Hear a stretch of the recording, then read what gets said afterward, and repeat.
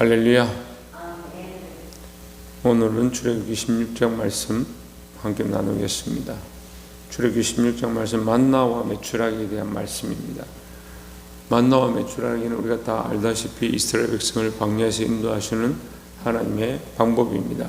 그래서 광야는 사막이죠. 우리가 듣기 좋아서 광야라 하지만 실제로는 사람이 살 수 없는 곳이죠.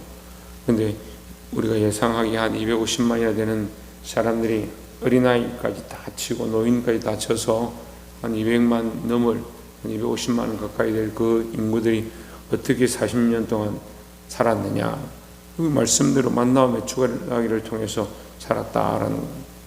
근데 그것은 전적으로 하나님의 공급하심에 있다라는 거죠. 우연히 자연현상으로 그들 앞에 나타난다 한들 하루 이틀 먹고 나면 어떻게 더 이상 살겠습니까? 그런데 날마다 동일하게 그들에게 인도하신 하나님께서 40년 동안 불과 구름 기둥으로 살게 하셨고, 광야는 더워서 다 죽죠. 구름 기둥으로 그들을 인도하시고, 사막은 밤이 되면 또 얼어 죽을 정도로 춥습니다. 근데 불기둥으로 그들을 살리셨다. 인간이 헤아릴 수 없는, 계산할 수 없는 그런 방식으로 하나님을 인도하고 계신데, 우리는 계속해서 하나님은 잊어버리고 나는 잘 알고, 자기 감정대로 하는 겁니다. 자기 생각대로 하는 겁니다. 자기 지식대로 하는 겁니다.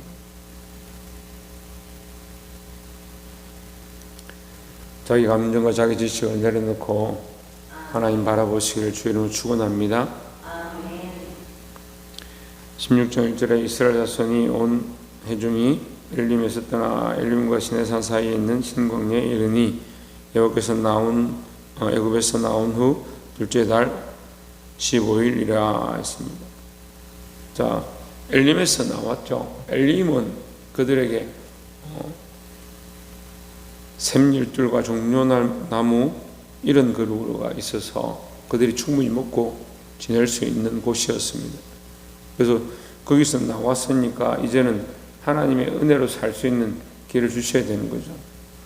근데 3절에 보면 이스라엘 자손이 그들에게 이르되 우리가 애굽 땅에서 고기 가마 곁에 앉아있던 때와 떡을 배불리 먹었던 때에 여호와의 손에 죽었더라면 좋았을 것을 내가 이 광야로 우리를 인도하여 내어 이 온 회중이 줄여줄게 하는도다 했습니다. 지금까지 살았잖아요.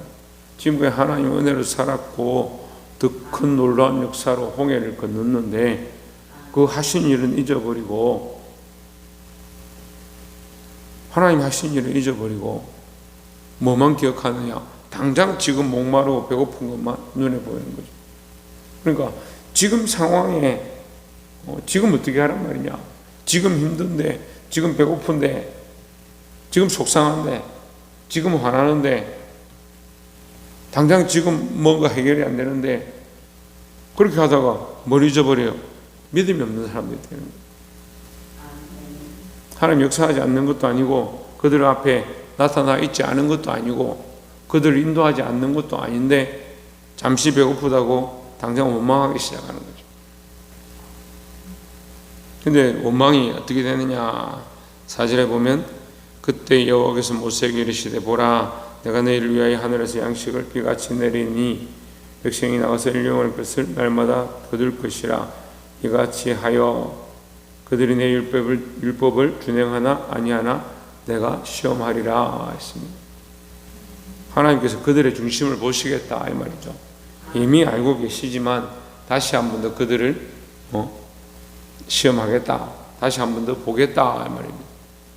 근데 8절에 보면 모세가 대답을 하죠. 이런 모습이다. 모세가 이르되 여호와께서 저녁에는 너에게 고기를 주어 먹이시고 아침에는 떡으로 배불리시리니 이는 여호와께서 자기를 향하여 너희가 원망하는 그 말을 들으셨음이라. 지금 백성들은 모세에게 원망하고 있습니다. 그런데 하나님 뭐라고 하십니까?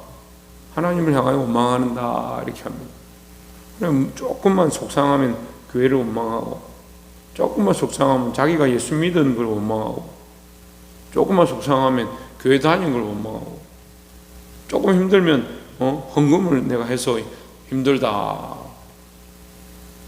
조금 바쁘면 시간이 없으면 내가 기도해서 시간이 없다.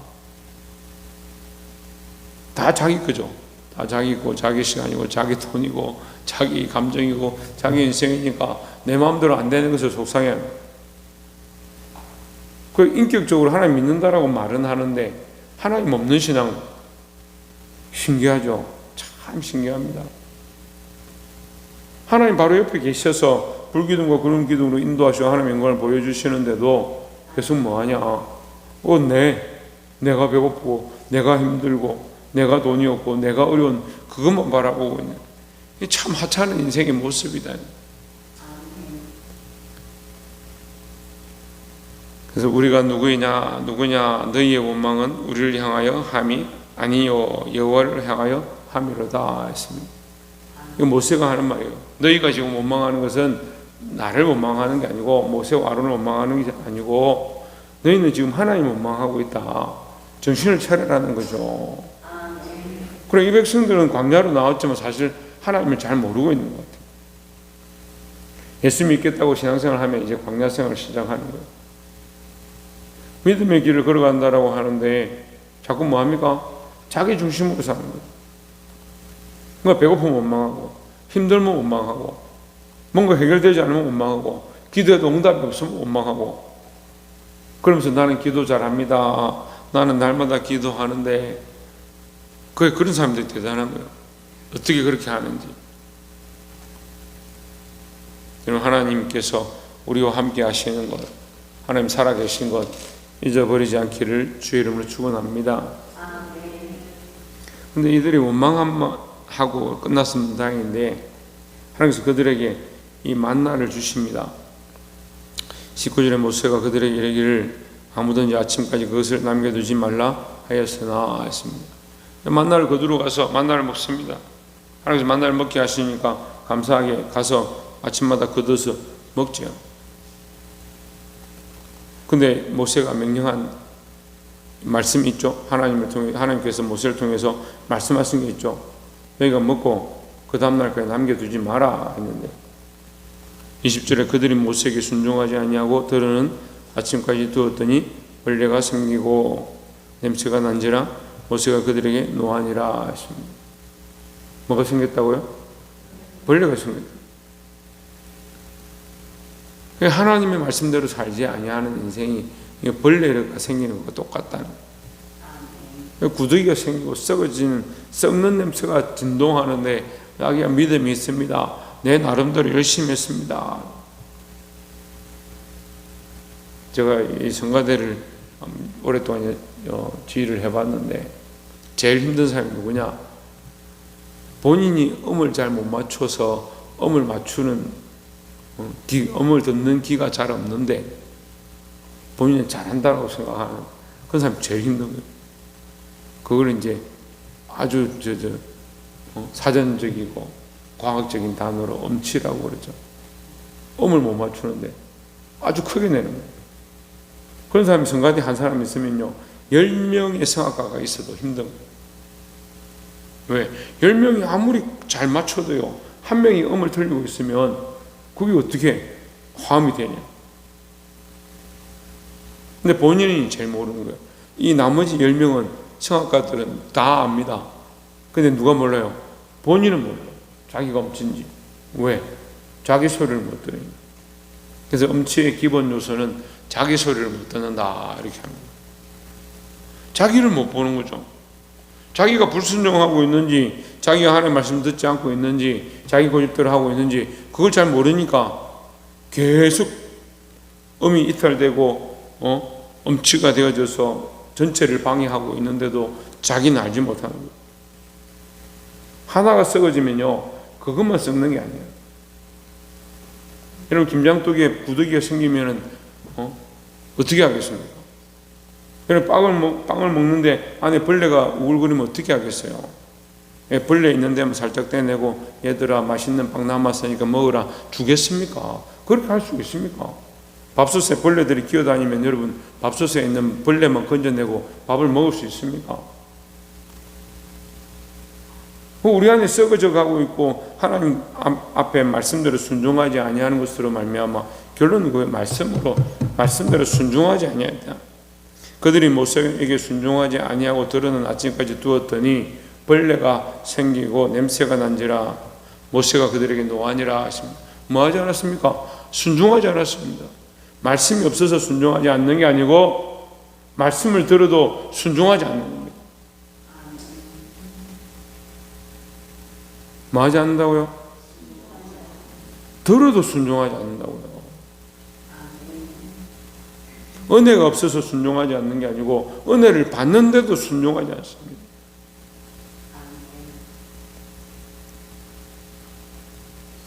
그런데 또 이제 27절에 보면 일곱째 날에 백성 중 어떤 사람들이 거두러 나갔다가 얻지 못하니라 했습니다.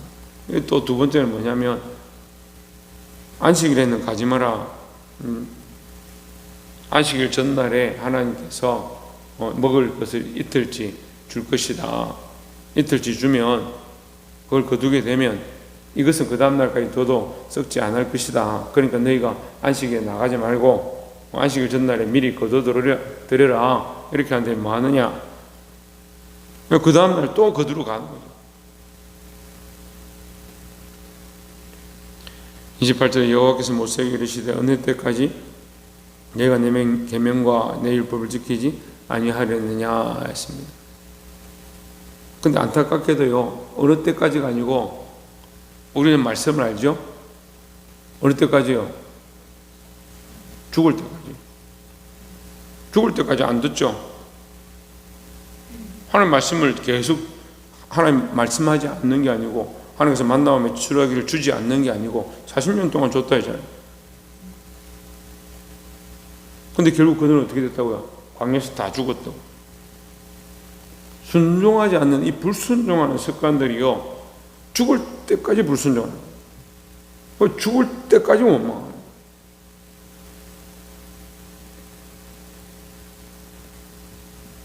여러분, 이 모든 사람들이 불순종이 있고 순종하지 아니하고 말씀을 듣지 아니하고 자기 감정대로 사는 거 있습니다.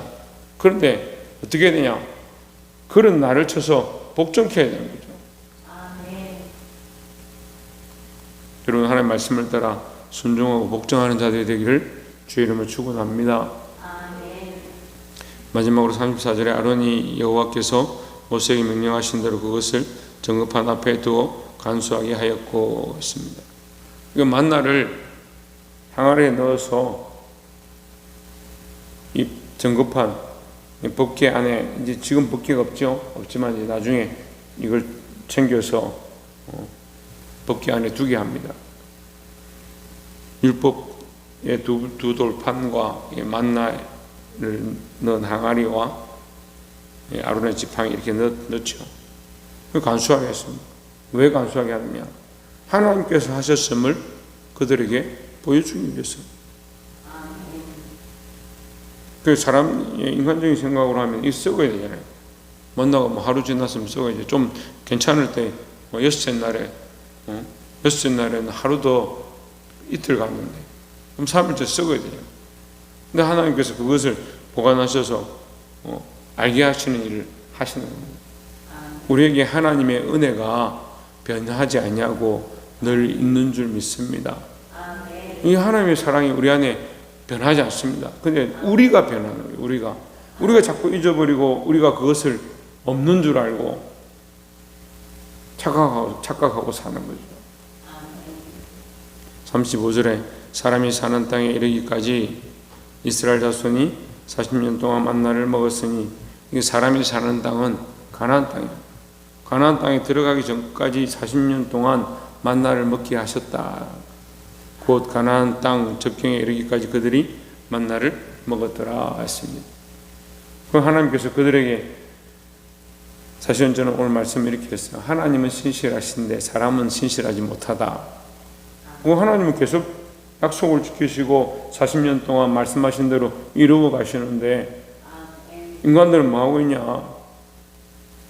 인간들은 계속 믿지 못하고 하루 더 나가서 오늘 먹은 것 보관해 놨다가 내일 아침에 먹자도 또 썩고 벌레가 생기고,